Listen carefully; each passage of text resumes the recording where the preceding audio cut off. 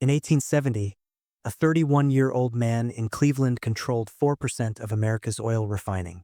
By 1880, he controlled 90%. By 1904, 91% of oil production and 85% of final sales. His name? John D. Rockefeller. The system he built didn't die when Standard Oil was broken up in 1911. It evolved, spread, and it still controls your life in 2025. The gas you pump, the drugs you buy, the tech platforms you use, the food you eat, the banks you borrow from. Every single one uses the Rockefeller playbook. Control every stage of production. Rockefeller didn't just refine oil. He owned barrel factories, 15 cents versus competitors' 25 cents, tank cars, railroads, warehouses, and distribution networks. Every profit margin competitors needed, he kept in-house. Cost advantage equals predatory pricing equals destroyed competition. Today, Amazon owns warehouses, logistics, delivery trucks, payment processing, and cloud infrastructure. AWS, $90 billion annual revenue. Google owns search, YouTube, Android, cloud, and hardware. Same playbook, different century. Buy or destroy every competitor. In 1872, during the Cleveland Massacre, Rockefeller approached every refinery in Cleveland.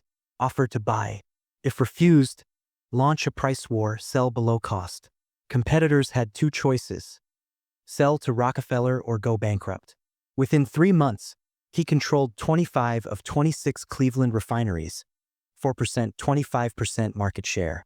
By 1879, Standard Oil controlled 90% of American refining. Today, Amazon bought Whole Foods, Zappos, Twitch, Ring, MGM, 100+ acquisitions. Google bought YouTube, Android, Waze, Nest, DeepMind. Meta bought Instagram and WhatsApp. When a competitor can't be bought, they copy and undercut it. Amazon basic strategy. In 1882, Rockefeller's lawyers created the Standard Oil Trust, the first major corporate trust in U.S. history, a holding company that owned all Standard Oil companies. Template for every modern corporation. Today, Alphabet owns Google/YouTube. Meta owns Facebook/diagonal Instagram/diagonal WhatsApp. JP Morgan Chase is a holding company. All descendants of Rockefeller's 1882 innovation. Don't just compete, shape the rules. Rockefeller lobbied for railroad regulations favoring Standard Oil. Set kerosene standards only his refineries could meet. Today, pharmaceutical companies fund the FDA through user fees, lobby for patent extensions, and write regulations they're supposedly regulated by. Big tech writes privacy laws. Banks wrote Dodd-Frank exemptions. Rockefeller invented regulatory capture. Every industry perfected it. In 1913, Rockefeller created the Rockefeller Foundation with $250 million, $7 billion today. Funded medical research, education, and public health. But also avoided estate taxes, controlled university funding, bought legitimacy. The most hated man in America became a beloved philanthropist. The foundation funded modern medical education, Johns Hopkins, University of Chicago, Rockefeller University, favoring pharmaceutical interventions over holistic care. Pharma companies, many from Standard Oil chemical divisions, profited enormously. Today, Gates Foundation, $75 billion assets. Chan Zuckerberg Initiative, Buffett pledged wealth to Gates Foundation.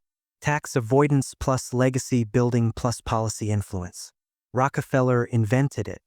Modern billionaires perfected it. The 1911 breakup made him richer. Supreme Court ordered Standard Oil broken into 34 companies.